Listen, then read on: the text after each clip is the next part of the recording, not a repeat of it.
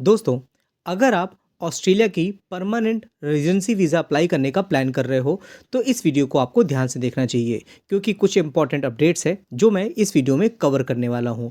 और आपने हमारे चैनल को अभी तक सब्सक्राइब नहीं किया है, तो ज़रूर सब्सक्राइब कर लीजिएगा क्योंकि डेली बेसिस पे मैं आपके लिए काफ़ी इन्फॉर्मेटिव वीडियो लेके आता रहता हूँ, जो आपकी इमिग्रेशन की जर्नी होती है, वो काफ़ी ज़्यादा आसान बना देते हैं। और आपका प्लान ऑस्ट्रेलिया जाने का है, आपका प्लान कनाडा जाने का है, तो सारा कुछ अपडेट आपको इस एक चैनल पे मिल जाता है। चलिए वीडियो को हम आगे बढ़ाते हैं। तो जैसा कि आप मेरे अगर चैनल को फॉलो करके रखे हो, तो हर एक चीज़ को मैं बहुत सिंपल तरीके से समझाने की कोशिश करता हूँ और मेरे पास बहुत से क्वेश्चंस आते हैं जो मैं इस वीडियो में कवर करूँगा और हर एक वीडियो में मैं क्वेश्चंस को कवर करने की कोशिश करता हूँ। जैसा कि परमानेंट रेजिडेंसी वीज़ा अगर आप ऑस्ट्रेलिया की अप्लाई करते हो, तो बहुत लोग मुझसे पूछते हैं कि पीआर होने के क्या चांसेस होते हैं? क्यों? क्योंकि प्रोबेबिलिटी जानना बहुत इंपॉर्टेंट है। आप ऑस्ट्रेलिया में जा रहे हो, किस सब क्लास कैटेगरी के थ्रू आपको अप्लाई करना चाहिए? 189 में, 190 वीज़ा में या 491 वीज़ा में?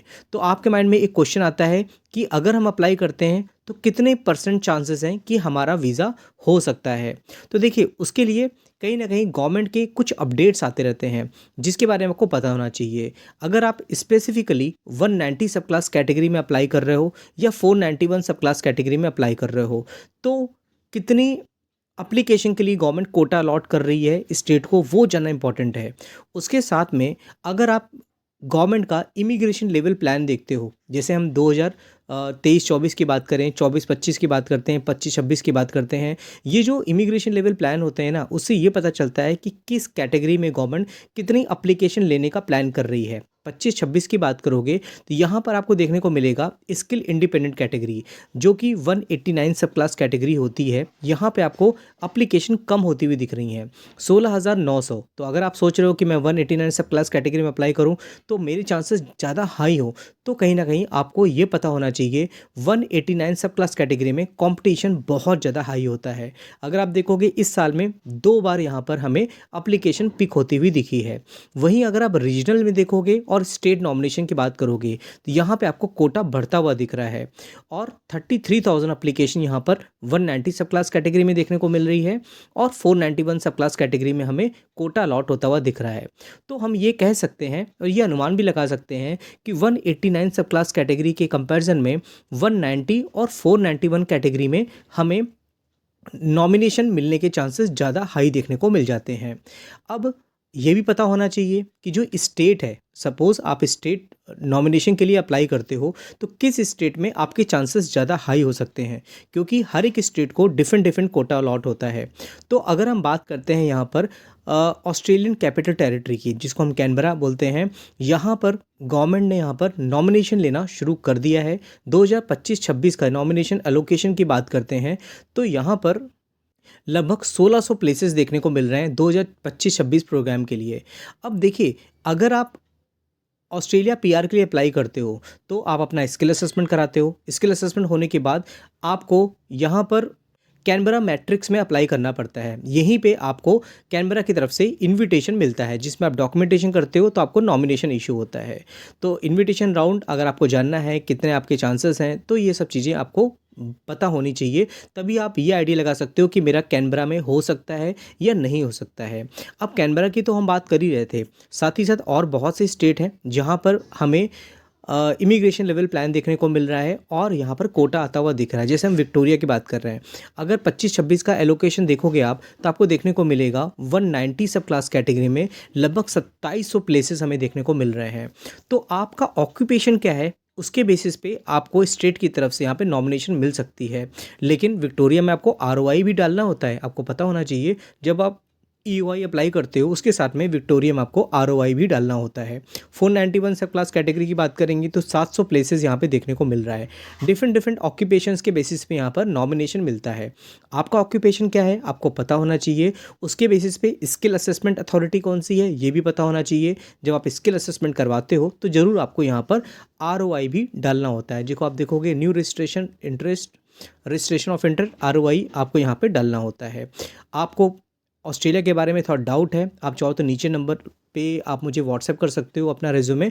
मैं एक बार असेसमेंट करके आपको पूरा प्रोसेस समझा दूंगा। चलिए हम आप बात करते हैं यहाँ पे क्वींसलैंड की। तो क्वींसलैंड में भी यहाँ पे अनाउंसमेंट करी है। Queensland state nomination migration program has now open with 2600 places 2025-26। तो कहीं ना कहीं क्वींसलैंड ने भी यहाँ पर पूरी तरह से ओपन कर दिया है नॉमिनेशन देने के लिए जो इनका प्लान था। और 190 सब क्लास कैटेगरी की बात करेंगे तो लगभग 1850 प्लेसेस यहाँ देखने को मिल रहे हैं परमानेंट रेजिडेंसी वीज़ा के लिए। साथ ही साथ अगर हम 491 सब क्लास कैटेगरी की बात करते हैं रीजनल प्रोविजनल वीज़ा की, तो वहाँ पर 750 प्लेसेस आपको देखने को मिल रहे हैं। तो आपके सामने तो मल्टीपल स्टेट के ऑप्शन देखने को मिल रहे हैं ना। और उसके साथ में अगर हम बात करते हैं यहाँ पर साउथ ऑस्ट्रेलिया की, तो साउथ ऑस्ट्रेलिया की तरफ से भी अनाउंसमेंट देखने को मिल रही है। More than 2000 places available for south Australia 2025-26 allocation.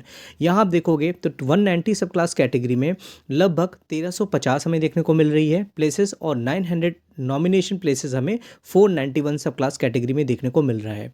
तो इन सब स्टेट में आपको कौन सी स्टेट पसंद है, आप मुझे बताइएगा। आपने किस स्टेट में अप्लाई किया हुआ है और आप किस स्टेट में मूव करना चाहते हो। जैसा कि अभी हम साउथ ऑस्ट्रेलिया की बात कर रहे थे, उसके साथ में अगर आप देखोगे तो नॉर्दर्न टेरिटरी ने यहाँ पे ओपन कर दिया है पूरी तरह से। अगर आप देखोगे यहाँ पे जो एप्लीकेशन जाएगी नॉर्दर्न टेरिटरी में, तो the NT nomination application northern territory nomination application portal is intended to be open on 24 नवंबर। तो आपने अभी तक नॉर्दर्न टेरिटरी में अप्लाई नहीं किया है तो 24 नवंबर को यहाँ पर न्यू एप्लीकेशन लेना ये लोग शुरू करेंगे। और हाँ, आपको ये भी पता होना चाहिए ऑन शोर और ऑफ शोर स्ट्रीम अलग अलग होती है, तो ये दोनों के लिए ओपन हो रहा है। अगर आप ऑफ शोर हो, ऑस्ट्रेलिया के बाहर कहीं से भी अप्लाई कर रहे हो, तो आपको ऑफ शोर एप्लीकेशन मानी जाती है। अगर आप ऑस्ट्रेलिया के अंदर से अप्लाई कर रहे हो, उसको ऑन शोर एप्लीकेशन मानी जाती है। हाँ, आपका एलिजिबिलिटी क्राइटेरिया भी तो मैच होना चाहिए।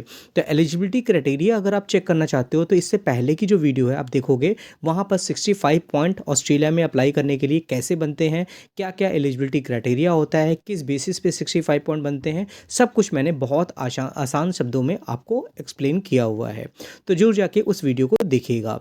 ये नॉर्दर्न टेरिटरी की हम बात कर रहे थे। उसके अलावा अगर आप देखोगे तो हर एक स्टेट में अप्लाई करने से पहले जो सबसे पहली चीज़ होती है ऑस्ट्रेलिया में अप्लाई करने की, वो होती है दोस्तों स्किल असेसमेंट।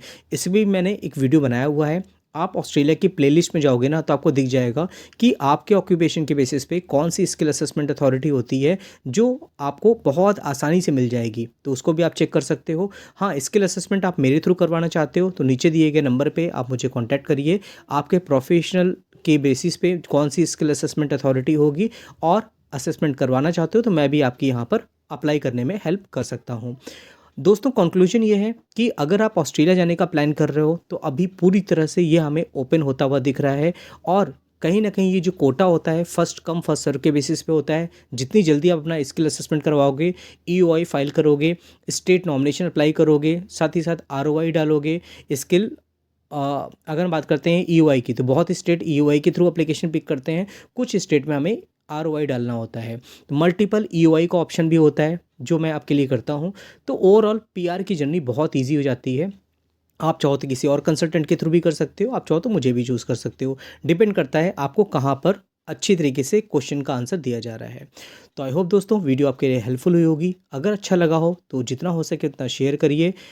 आप लाइक करोगे तो मुझे अप्रिसिएशन मिलेगी, और ऐसे बहुत से वीडियो मैं आपके डेली बेसिस पे लेके आता रहूँगा। हाँ, चैनल को सब्सक्राइब करना बिल्कुल ना भूलिएगा। फिर मिलते हैं नेक्स्ट वीडियो में, तब तक के लिए थैंक यू।